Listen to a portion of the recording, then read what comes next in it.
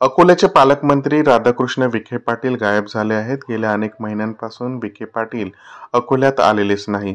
त्यामुळे त्यांच्या संदर्भातील रोष वाढत आहे. उद्धव ठाकरे यांच्या शिवसेनेने पालकमंत्री हरवल्याचे नमूद करीत आंदोलन केले होते. मात्र आता सत्ताधारी महायुतीमधील राष्ट्रवादी काँग्रेसनेच विखे पाटील यांच्याबद्दल नाराजी व्यक्त केली आहे. आमदार अमोल मिटकरी या संदर्भात मुख्यमंत्री आणि दोन्ही उपमुख्यमंत्र्यांकडे लेखी तक्रार करणार आहेत. महाराष्ट्र राज्य महसूल कर्मचारी संघटनेच्या वतीने विविध मागण्यांसाठी जिल्हाधिकारी कार्यालय येथे मागील 9 दिवसापासून उपोषण सुरू आहे. महसूल कर्मचाऱ्यांनी आंदोलन पुकारल्यामुळे नागरिकांच्या कामात अडचणी निर्माण होत आहेत. त्यामुळे राज्य सरकारने लक्ष देऊन त्वरित महसूल कर्मचाऱ्यांच्या मागण्या मान्य कराव्या अशी मागणी कर्मचाऱ्यांनी केली आहे. अर्थमंत्री निर्मला सीतारामन यांनी मंगळवारी सलग 7व्यांदा अर्थसंकल्प सादर करण्याचा विक्रम केला आहे. 1 तास 23 मिनिटांच्या भाषणात त्यांचा रोख शिक्षण, रोजगार, शेतकरी, महिला आणि तरुणांवर होता. याशिवाय नितीश कुमारांच्या बिहारवर आणि चंद्रबाबू नायडूंच्या आंध्र प्रदेशवर केंद्र सरकार मेहरबान आहे.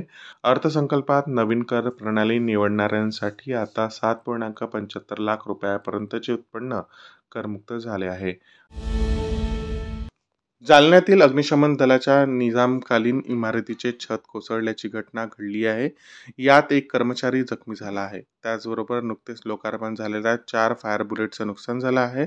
जालन्यातील अग्निशमन दलाची ही इमारत निजामकालीन होती. ती पूर्ण जीर्ण अवस्थेत होती. त्यामुळे महापालिकेनं बाजूच्या नवीन इमारतीचं काम सुरू केलं असून ते पूर्णही झालं आहे. पुढच्या काही दिवसात अग्निशमन दल नवीन इमारतीत शिफ्ट होणार होते. मात्र त्याआधीच जुन्या इमारतीचे छत कोसळल्याने दरम्यान यात कोणतीही जीवितहानी झाली नसून एका कर्मचाऱ्याच्या पायाला मार लागल्याचे तो जखमी झाला आहे.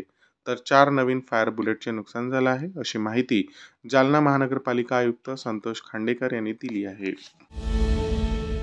गोंदिया जिल्ह्याच्या देवरी तालुक्यातील शिरपूर धरणाचे 7ही दरवाजे सुरू असल्याने या धरणातून वाहणाऱ्या बाग नदीवरील शिलापूर येथील पुलावरून ट्रॅक्टर चालकाने ट्रॅक्टर नेत असताना ट्रॅक्टर वाहून गेल्याची घटना काल संध्याकाळी 6 वाजताच्या दरम्यान घडली. सुदैवाने ट्रॅक्टर चालक बचावला असून नाल्याच्या पुरात ट्रॅक्टर अडकला आहे. वारणा धरणाच्या पाणलोट क्षेत्रामध्ये अतिवृष्टी होत असल्याने धरणाच्या पाणी पातळीत झपाट्याने वाढ होत आहे. जलाशय परिचालन सूचीप्रमाणे धरणाची पाणी पातळी नियंत्रित ठेवण्याकरिता आज धरणातून चालू असलेल्या विसर्गात वाढ करून 2 उपक्रद्वार मधून 2200 क्युसेक व विद्युत जनित मधून 1600 क्युसेक असे एकूण 3800 क्युसेक नदी पाणी पात्रात सोडण्यात येणार आहे. त्यामुळे नदीच्या पाणी पातळीमध्ये वाढ होणार आहे. यामुळे नदीकाठच्या लोकांना सतर्कतेचा इशारा वारणा धरण व्यवस्थापकाने देण्यात आला आहे. मराठा समाजाला व त्यांच्या सगळ्या सोयऱ्यांना सरसकट ओबीसी प्रवर्गातून आरक्षण द्यावे या प्रमुख मागणीसह अन्य मागण्यांचे निवेदन सकल मराठा समाजाच्या वतीने निवासी उपजिल्हाधिकारी यांच्याकडे देण्यात आले. मराठा समाजाला व त्यांच्या सगळ्या सोयऱ्यांना सरसकट ओबीसी प्रवर्गातून आरक्षण मंजूर करण्यात यावे.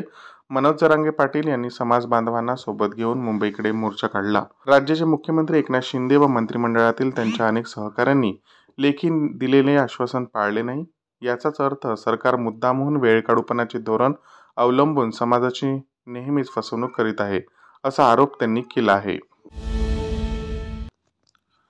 अर्थसंकल्पात महाराष्ट्राला काय मिळाले ठेंगा अशी टीका विधानसभेचे विरोधी पक्षनेते विजय वडेट्टीवार यांनी केली आहे. देशाचा अर्थसंकल्प आज सादर करण्यात आला. यामध्ये बिहार आणि आंध्र प्रदेशसाठी अर्थमंत्री निर्मला सीतारामन यांनी मोठी घोषणा केली आहे. आंध्र प्रदेशला अतिरिक्त 15,000 कोटी देण्याचा निर्णय घेण्यात आला आहे. तर बिहारमध्ये एक्सप्रेस वे बनवण्यासाठी घोषणा करण्यात आली आहे. इतकंच नाही तर बिहारमध्ये औद्योगिक विकास करण्यावर आमचा भर असून बिहारमध्ये रस्ते बांधणीवर भर देण्यात येणार आहे. यावरूनच विजय वडेट्टीवार यांनी ट्विट करत केंद्र सरकारवर निशाणा साधला आहे. मुसळधार पावसामुळे ठाणे जिल्ह्यात 32 NDRF जवानांची तुकडे तैनात करण्यात आली आहे. NDRFच्या टीमने 1.5 महिन्यात 150हून अधिक लोकांचे प्राण वाचवले आहे. खडवली फार्म हाऊसमध्ये 156 लोक अडकले. सर्वांची सुखरूप सुटका केली आहे. डोंबिवली कंपनी स्फोटानंतर लागलेल्या आगीतून अनेकांना मदत करणाऱ्या NDRFच्या टीमने मुंब्रा टेकडीवरील अडकलेल्या 5 मुलांना जीव धोक्यात घालून वाचवले आहे. Follow Use, OTIC News. Thanks for watching.